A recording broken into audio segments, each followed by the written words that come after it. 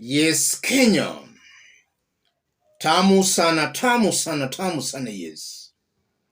The recent behavior by the police is still drawing a lot of heated political debate.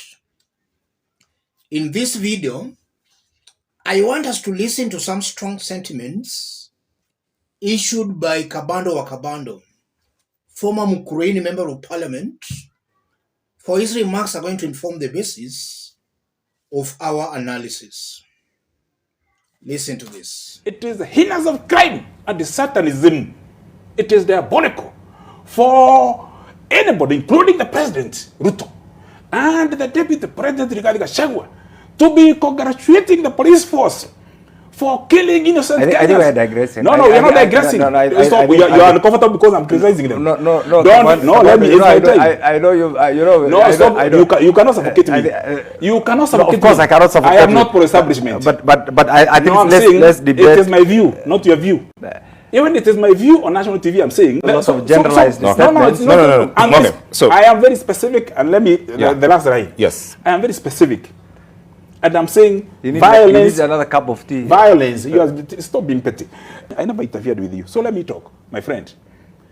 Policemen and the police squad have been formed in this country, reminiscent of the dark days of Moi time, to arrest people from their homes, kidnap people, and you know that, including members of parliament, and hiding them for days end against the constitution. It is the height of political responsibility for any leader elected or not elected, or even any citizen, to defend the police banditry and atrocities. That's number one. Number two, that when you block every avenue for expression, and this regime is trying to do that, and is being cheered by court poets, masters of platitudes, sycophants and greedy, the people who carry in their hearts and their mind gluttony. They can even eat their children's food. They can even go to hospitals and eat and drink the milk meant for the patient because it happens in the other regime. Yes. The greatest theft happened in Kemsa. The greatest theft happened in NYS, disinheriting the youth. The greatest theft happened in Galana Kularu, food meant for the hungry. And the epitome of all that, right, Mafia House. Raila lost because of handshake. Mm-hmm. Yes. For 10 minutes. Why the current regime I need to leave. Can't gather the courage to face the issues I've talked about? A commission on state capture. Why Ruto will talk about it but he will not do anything about it? It's because if it is done fairly, and we have even external monitoring on state capture, right, that addresses impunity, right, and the graft, right, 90% of Ruto's cabinet will be in the committee. I am not sure that even Ruto will survive. Thank you. From where you sit, you've quoted social media, you've quoted media. Did you see any violation of human rights? That is why the police. That's why. Did you see any violation? It's a direct question. I'll ask you this. We have one of the most reformist, one of the most progressive constitutions actually in Africa. And we have different. We have Kenya National Human Rights Commission, we have IPOWER, we have CID, we have police. Let them do their work. If there were individuals. Allow me this. With all due respect, you're not answering my question. I'm coming to a point. I'm coming to a point. No, we want to close on this because the better I should. Okay. Did you see any human rights violation? Can I? You know, because I think I have the right to answer. Let me answer for too long. Yes, those agencies have already said they are investigating. Let's wait for the report of their investigation. If they are individuals culpable, because criminal responsibility is individual within the police, within the inciters, within the public, let them face the full force of the law. That's the thing that I want to say. James Matt, I think as much as you want to allow my good friend and the comrade, Aidan Kenan, to respond for 10 minutes after my 3 minutes, I want to say this. Kenan, you cannot have your cake and eat it. I wanted us, perhaps we could have discussed other ideas where Kenya needs to make interventions so that we grow. But since it's about a Bill of Rights, just be clear. Don't be forwarding. Just be clear to say you're endorsing the atrocities and the murders of innocent. Certainly no. Let me tell you. I want you to look me in the face. Certainly no, and you know it. And I don't know it. Because what you are trying to do here is to apologize for UDA's transgressions against innocent people time. And this is the point that I want to make, which I must make now. Yes. That when you have the people who have held the Bible and they sought to defend the Constitution, celebrating massacres, and the clapping and saying we are not going to give them security until they stop doing this, we are heading to totalitarianism that was perfected by Daniel Moy. And let me tell you, when you close all the avenues of justice, of rationality or logic and non-violence, you open avenues for Niger and Burkina Faso. Yes. The remarks by Kabando are self-explanatory.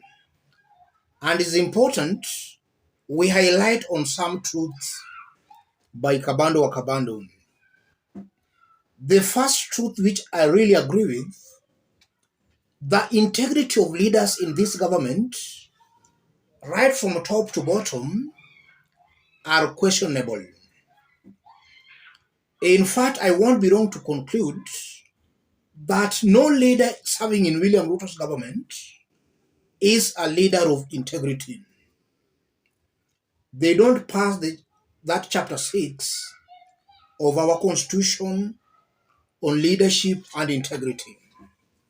William Ruto himself, even before he was elected, he was accused of so many corruption scandals, same to Rigathi Gachagua and a good majority of the leaders serving in the government. The second truth coming out very clearly, the police service is not independent, but has been hijacked by politicians in Kenya Kwanza government. Is the politicians now giving orders to the police? So in one way or the other, institutions are clearly failing, and in a country or in a situation where institutions fails, then anarchy sets in. So if you just prolong William Ruto's rule, you are seeing that the anarchy is going to set in, and that can take us to Niger or Burkina Faso, as Kabando has put it clearly. Yes, because I'm seeing a very high possibility where this government will push Kenyans to the wall to a point, Kenyans will have no option but to rebel, to take to the streets once again. Something also coming out very clearly, if you look at Kabando as he talks, Adan is trying to actually limit him. He's trying to discourage him from talking. Anytime Kabando mentions Ruto's name or Rigath's name, you are seeing this member of parliament, this Adan, interfering. A confirmation that these leaders supporting William Ruto, they are all bootlickers. They are all bootlickers. And if those are the leaders who Kenyans are expecting to deliver or rather to defend them, then Kenyans will be in for a very big rude shock. These are leaders who will never defend the people. They are only interested in defending their own interests. And that's also something coming out very, very clearly. As I conclude, the only way Kenyans can stop this madness is for Kenyans to say no, to use the right that have been given in the constitution. Because this is a government that does not understand any other language apart from the language of protests and demonstrations. That's the only language, in my honest opinion, I strongly believe that any dictatorial regime understands.